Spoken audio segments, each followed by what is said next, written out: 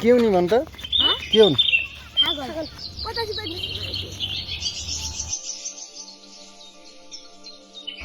Hello guys यहाँहरूलाई मैले अब नियमित रूपमा यस्तै साना मिनी भ्लगहरू बनाएर म गएको ठाउँ मैले डुलेको ठाउँहरू तपाईहरुलाई पनि म भिजिट गराउने छु।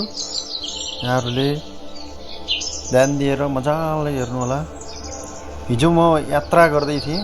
यो चाहिँ एकदमै लामो बाटो आफ्नै सोचमा हराउँदै डुल्दै गइराखेको थिएँ अनि अचानक जंगलको एकजना छेउमा अनि ठ्याक्कै म हिँडिरहेको बेला त्यहाँ साना भाइ बहिनीहरू भेटिए हैन। के हो नि भन त के हो नि छागल कति रुपैयाँ हो? 50 होइन तिमीहरूलाई म कति दिन्छु यहाँ रोक 50 छैन अलि बार्गेनिङ गरौँ न मिलाउ न। अनि मासतिर कति छन् मिलाउ न केटा यार। कसैले गाडी रोकेको थियो अनि मैले रोकेँ कि नै अनि खुसी छौ? कति रुपैयाँ हो यो कति भयो तिन भाइलाई? जब मैले उनीहरूलाई चाहिँ यो टिपेको थाकल किन्ने त्यसपछि उनीहरूको त्यो छेड ल हुन त सानो खुसी अब ठुलो कुरा होइन। यस्तै सानो छेडहरू लुकेको हुन्छ।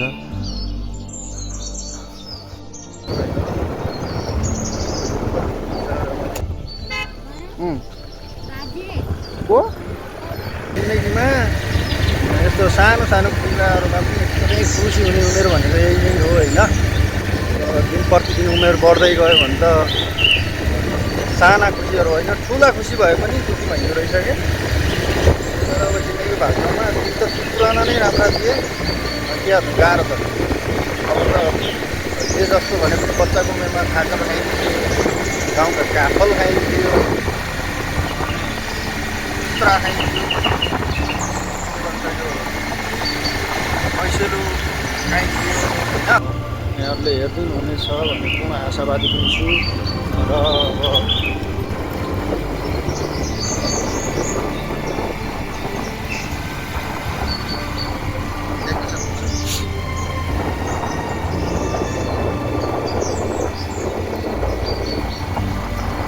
भन्दै यो पुलमा आइसकेको छु गाइज।